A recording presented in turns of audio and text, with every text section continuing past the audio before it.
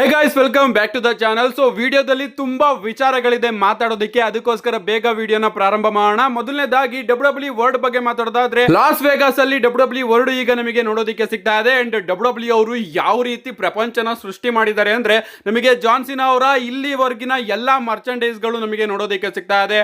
ಅಷ್ಟೇ ಅಲ್ಲ ಗೈಸ್, ನಮ್ಮ ಲೋಗನ್ ಪಾಲ್ ಅವರನ್ನ ಡಬ್ಲ್ಯೂ ಅವರು ಪಂಚಿಂಗ್ ರೀತಿನೂ ಕೂಡ ಯೂಸ್ ಮಾಡ್ಕೋತಾ ಇದ್ದಾರೆ. ಪಂಚಿಂಗ್ ಮಿಷಿನ್ ಗೆ ಹೋಗಿ ಪಂಚ್ ಮಾಡಿ ಪಾಯಿಂಟ್ಸ್ ಗಳನ್ನ ನೋಡಬಹುದಲ್ಲ, ಅದೇ ರೀತಿ ಲೋಗನ್ ಪಾಲ್ ಅವರ ಬಾಡಿನ ಇಟ್ಟಿದ್ದಾರೆ. ಆ ಒಂದು ಬಾಡಿಗೆ ಫ್ಯಾನ್ಸ್ ಗಳು ಸ್ಟೀಲ್ ಚೇರ್ ಅಲ್ಲಿ ಹೊಡೆದು ತನ್ನ ಪಾಯಿಂಟ್ಸ್ ಕೂಡ ನೋಡಬಹುದು. ನಮ್ಮ ಡೊಮಿನಿಕ್ ಮಿಸ್ಟೀರಿಯೋ ಅವ್ರನ್ನ ಮೇಲ್ಗಡೆ ಶಾರ್ಕ್ ಕೇಜ್ ಅಲ್ಲಿ ನೇತಾಕಿದ್ದಾರೆ.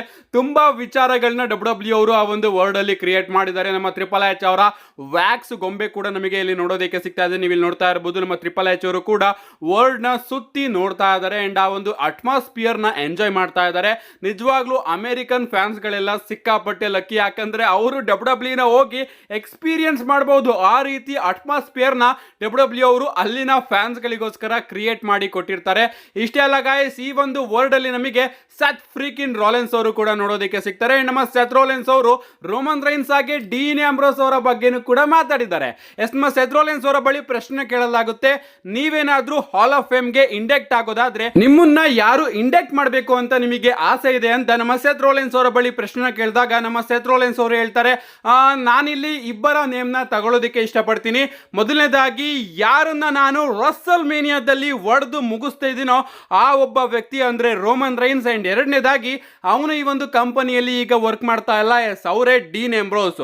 ರೋಮನ್ ರೈನ್ಸ್ ಹಾಗೆ ಡೀನ್ ಆಂಬ್ರೋಸ್ ಇವರಿಬ್ರು ಕೂಡ ನನ್ನನ್ನ ಹಾಲ್ ಆಫ್ ಫೇಮ್ ಗೆ ಇಂಡೆಕ್ಟ್ ಮಾಡಬೇಕು ಅಂತ ನನಗೆ ಈಗ ಆಸೆ ಇದೆ ಅಂತ ನಮ್ಮ ಸೆತ್ ರಾಲೆನ್ಸ್ ಅವರು ಅಫಿಷಿಯಲ್ ಆಗಿ ಹೇಳಿದ್ದಾರೆ. ಸೊ ನಮ್ಮ ಸೆತ್ ರಾಲೆನ್ಸ್ ಅವರ ಆಸೆ ಅಂತ ಇದು. ಅಫ್ಕೋರ್ಸ್ ಈ ಒಂದು ಆಸೆ ಈಡೇರುತ್ತೆ. ನಮ್ಮ ಸೆತ್ ರಾಲೆನ್ಸ್ ಅವ್ರನ್ನ ರೋಮನ್ ರೈನ್ಸ್ ಹಾಗೆ ಡೀನ್ ಆಂಬ್ರೋಸ್ ಅವರೇ ಹಾಲ್ ಆಫ್ ಫೇಮ್ ಗೆ ಇಂಡೆಕ್ಟ್ ಮಾಡ್ತಾರೆ.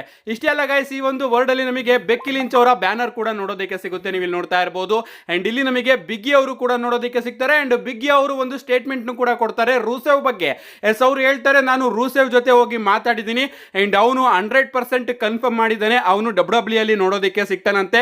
ಗೊತ್ತಿಲ್ಲ ಯಾವಾಗ ಬರ್ತಾನೆ ಅಂತ, ಬಟ್ ಅವರು 100% ಡಬ್ಲ್ಯೂ ಅಲ್ಲೇ ನೋಡೋದಕ್ಕೆ ಸಿಗ್ತಾನೆ ಅಂತ ನಮ್ಮ ಬಿಗ್ಗಿ ಅವರು ಕೂಡ ಒಂದು ರೀತಿ ಕನ್ಫರ್ಮ್ ಮಾಡಿದ್ದಾರೆ. ಅಂಡ್ ಇನ್ನ ಒಂದು ಅಪ್ಡೇಟ್ ಏನಪ್ಪಾ ಅಂದ್ರೆ, ನಮ್ಮ ರೂಸೆವ್ ಬಗ್ಗೆ ಡಬ್ಲ್ಯೂ ಅವರು ಈಗಾಗಲೇ ನಮ್ಮ ರೂಸೆವ್ಗೆ ಪ್ಲಾನ್ಸ್ ಗಳನ್ನ ರೆಡಿ ಮಾಡ್ಕೋತಾ ಇದೆಯಂತೆ. ಅಂಡ್ ನಮ್ಮ ರ್ಯಾಂಡಿ ಆರ್ಟನ್ ಅವರ ರಸಲ್ ಮೇನಿಯಾ ಅಪೋನೆಂಟ್ ಆಗಿ ಡಬ್ಲ್ಯೂ ಅವರು ನಮ್ಮ ರೂಸೆವ್ ಅವ್ರನ್ನು ಕೂಡ ಕನ್ಸಿಡರ್ ಮಾಡ್ತಾ ಇದಾರಂತೆ. ಅಂಡ್ ನಮ್ಮ ರ್ಯಾಂಡಿ ಆರ್ಟನ್ ಅವರ ಬಗ್ಗೆ ಮಾತಾಡ್ತಿದ್ವಿ ಅಂದ್ರೆ, ನಮ್ಮ ರ್ಯಾಂಡಿ ಆರ್ಟನ್ ಅವರ ಬಗ್ಗೆ ಮೊದಲು ಅಪ್ಡೇಟ್ ಬರುತ್ತೆ. ನಮ್ಮ ರ್ಯಾಂಡಿ ಆರ್ಟನ್ ಅವರು ರಸಲ್ ಮೇನಿಯಾದಲ್ಲಿ ಒಂದು ಓಪನ್ ಚಾಲೆಂಜ್ ನ ಮಾಡ್ತಾರೆ ಅಂತ.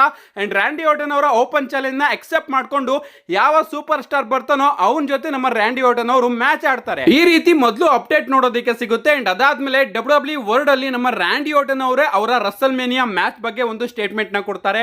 ಅವ್ರು ಹೇಳ್ತಾರೆ, ಸದ್ಯಕ್ಕೆ ನನಗಂತೂ ಯಾವುದೇ ರೀತಿಯ ಐಡಿಯಾ ಇಲ್ಲ, ನಾನು ಯಾರನ್ನ ಕಂಪೀಟ್ ಮಾಡ್ತಾ ಇದ್ದೀನಿ, ಯಾರ ವಿರುದ್ಧ ಮ್ಯಾಚ್ ಆಡ್ತಾ ಇದ್ದೀನಿ ರಸಲ್ ಮೇನಿಯಾದಲ್ಲಿ ಅಂತ. ಆದ್ರೂ ಕೂಡ ಈ ಸ್ಮ್ಯಾಕ್ ಡೌನ್ ನಲ್ಲಿ ನಾನು ಗೊತ್ತು ಮಾಡ್ಕೋತೀನಿ. ಸ್ಮ್ಯಾಕ್ ಡೌನ್ಗೆ ಹೋಗಿ ನಾನು ನಿಕ್ ಆಲ್ಟಿಸ್ ಅವ್ರನ್ನ ಕೇಳ್ತೀನಿ. ನಿಕ್ ಆಲ್ಟಿಸ್ ಏನಾದರೂ ನನಗೆ ರಸಲ್ ಮೇನಿಯಾ ಅಪೋನೆಂಟ್ ಯಾರು ಅಂತ ಹೇಳಲಿಲ್ಲ ಅಂದ್ರೆ ನಿಕ್ ಆಲ್ಟಿಸ್ ಅವರಿಗೆ ನಾನು ಇನ್ನ ಒಂದು RKOನ ಕನೆಕ್ಟ್ ಮಾಡ್ತೀನಿ. ಅಫ್ಕೋರ್ಸ್ ಅದಕ್ಕೆ ನಾನು ಫೈನ್ ಕೊಡೋದಕ್ಕೂ ಕೂಡ ರೆಡಿ ಇದ್ದೀನಿ. ಏನೇ ಆಗಲಿ ನಾನು 100% ರಸಲ್ ಮೇನಿಯಾ 41 ಅಲ್ಲಿ ಇದ್ದೇ ಇರ್ತೀನಿ. ನಾನು ನನ್ನ ರಿಂಗ್ ಅಟೈರ್ನ ತಗೊಂಡು ಬರ್ತೀನಿ, ಓಪನ್ ಚಾಲೆಂಜ್ ಕೂಡ ಮಾಡ್ತೀನಿ.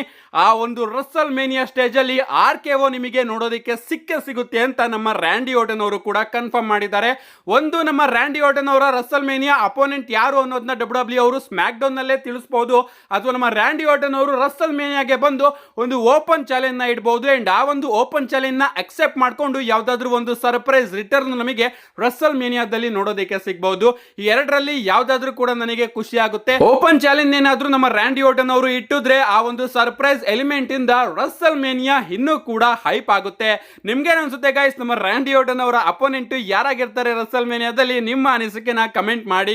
ನಮ್ಮ ನೆಕ್ಸ್ಟ್ ಅಪ್ಡೇಟ್ ಕಡೆ ಬರೋದಾದ್ರೆ, ಇದಿರ್ತಕ್ಕಂಥದ್ದು ರಸಲ್ ಮೇನಿಯಾದ ಸ್ಪೆಷಲ್ ಎಂಟ್ರೆನ್ಸ್ ಬಗ್ಗೆ. ನಿಮ್ಗೆ ಗೊತ್ತಿರಬಹುದು, grandest stage of them all, greatest spectacle of them all. ರಸಲ್ ಮೇನಿಯಾದಲ್ಲಿ ಸೂಪರ್ ಸ್ಟಾರ್ಸ್ ಗಳು ಸ್ಪೆಷಲ್ ಆಗಿ ಎಂಟ್ರಿಗಳನ್ನ ತಗೋತಾರೆ. ಇಷ್ಟು ವರ್ಷದಿಂದನೂ ಕೂಡ ನಾವು ತುಂಬಾ ಸ್ಪೆಷಲ್ ಎಂಟ್ರೀಸ್ ಗಳನ್ನ ನೋಡ್ಕೊಂಡು ಬರ್ತಾ ಇದೀವಿ.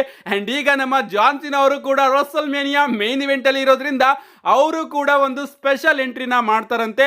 ಬರೀ ನಮ್ಮ ಜಾನ್ ಸಿನಾ ಅವರು ಮಾತ್ರ ಅಲ್ಲ ಗೈಸ್, ನಮ್ಮ ಜಾನ್ ಸಿನಾ ಹಾಗೆ ಕೋಡಿ ರೋಡ್ಸ್ ಅವರಿಗೆ ಡಬ್ಲ್ಯೂ ಅವರು ಬಿಗ್ ಸ್ಪೆಷಲ್ ಎಂಟ್ರಿನ ಪ್ಲಾನ್ ಮಾಡ್ತಾ ಇದ್ರೆ, ರೋಮನ್ ರೈನ್ಸ್, ಸ್ಟಿಫನಿ ಸ್ಟಾರ್ಟನ್, ಸಿಎಂ ಪಂಕ್ ಅವ್ರಿಗೂ ಕೂಡ ಡಬ್ಲ್ಯೂ ಅವರು ಸ್ಪೆಷಲ್ ಎಂಟ್ರಿನ ಮಾಡ್ತಾ ಇದಾರಂತೆ. ಅಂಡ್ ನಮ್ಮ ಸಿಎಂ ಪಂಕ್ ಅವರ ಮ್ಯೂಸಿಕ್ ಇದೆಯಲ್ಲ, ಕಲ್ಟ್ ಆಫ್ ಪರ್ಸನಾಲಿಟಿ, ಅದರ ಲೈವ್ ಪರ್ಫಾರ್ಮೆನ್ಸ್ ಕೂಡ ನಮಗೆ ರಸಲ್ ಮೇನಿಯಾದಲ್ಲಿ ನೋಡೋದಕ್ಕೆ ಸಿಗುತ್ತಂತೆ. ಅಂಡ್ ನಮ್ಮ ಸೆತ್ ರೋಲೆನ್ಸ್ ಅವ್ರಿಗೂ ಕೂಡ ಸ್ಪೆಷಲ್ ಎಂಟ್ರಿ ಇದ್ದೇ ಇರುತ್ತೆ. ಸೊ ಡಬ್ಲ್ಯೂ ಅವರು ಮೇನ್ ಮ್ಯಾಚ್ ಗಳಿಗೆ ಸ್ಪೆಷಲ್ ಎಂಟ್ರಿನ ಇಟ್ಟು ನಮ್ಮ ಜಾನ್ ಸಿನಾ ಹಾಗೆ ಕೋಡಿ ರೋಡ್ಸ್ ಅವರ ಮೇನ್ ಇವೆಂಟ್ ಗೆ ಸ್ಪೆಷಲ್ ಅಲ್ಲೇ ಸ್ಪೆಷಲ್ ಎಂಟ್ರಿನ ಪ್ಲಾನ್ ಮಾಡ್ತಾ ಇದೆಯಂತೆ.